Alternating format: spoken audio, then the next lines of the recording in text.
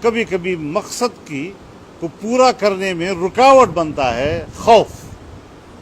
جب آپ کے دل میں دشمن کا خوف آئے گا تو آپ کہیں گے یار اس وقت تو سفر کرنے کا وقت نہیں ہے، اس وقت تو جلسہ کرنے کا ٹائم نہیں ہے، اس وقت تو عوام میں جانے کا وقت نہیں ہے، تو رکاوٹ بن سکتا ہے۔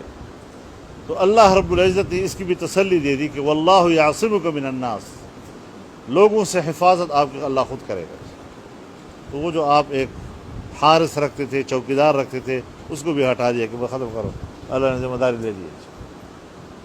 لیکن پھر ایک بات آتی ہے کہ میں محنت بھی کروں، زندگی بھی کھپاؤں، اور عوام کی تائید نہیں مل رہی۔ پیغمبر اللہ کے آئے اور ایک امت ہی نہیں ملا، اللہ کا پیغمبر آیا اور ایک امت ہی ملا، اللہ کا پیغمبر آیا اور صرف 2 امت ہی ملے، صرف 3 امت ہی ملے، ایک چھوٹی سی جماعت ملی، اور دعوت بھی صدیوں پر مشتمل، صدیوں پر۔ تو یہ بھی انسان کو مایوس کر دیتا ہے کہ ہم جتنی محنت کریں لوگ تو تائید کر نہیں رہے، اب کیا کریں ہم؟ تو اللہ تعالیٰ نے فرمایا ان اللہ لا یہدی القوم الکافرین، یہ ہدایت دینا آپ کا کام نہیں ہے۔ اللہ اگر کافر کو ہدایت نہیں کرتا تو آپ کیا کر سکیں گے؟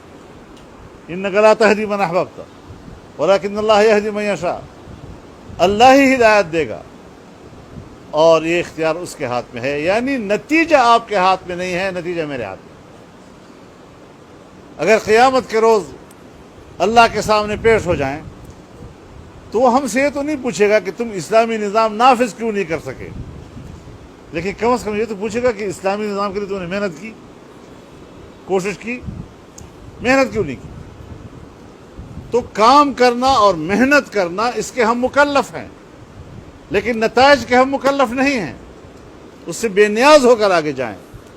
اگر مقاصد میں کامیابی ملتی ہے الحمدللہ، جدوجہد ہونی چاہیے کہ نتائج حاصل ہوں، لیکن اگر بالفرض نہیں ملتی تو پھر اس پر پریشان ہونے کی ضرورت نہیں ہے کہ نتائج ہمارے ہاتھ میں ہیں، وہ اللہ کے ہاتھ میں۔